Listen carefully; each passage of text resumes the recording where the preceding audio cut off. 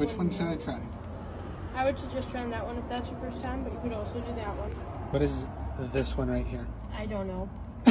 Why are you suggesting it to me if you do not know what it is? Because generally the ones with that frosting are very good. Oh, okay. All right. So you have tried this one? Not that combination, but I have.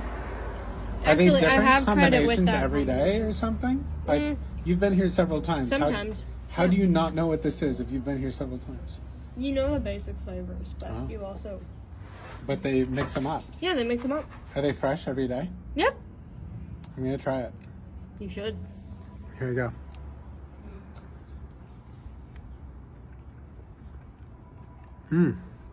Tell me the flavors. I have a hunch, but I'm not going to say it until you tell me. It definitely has butterscotch. Oh, that's actually new. I had a feeling the color was different. It had has a butterscotch flavor to it. But yeah, like I said, generally those ones are a good one.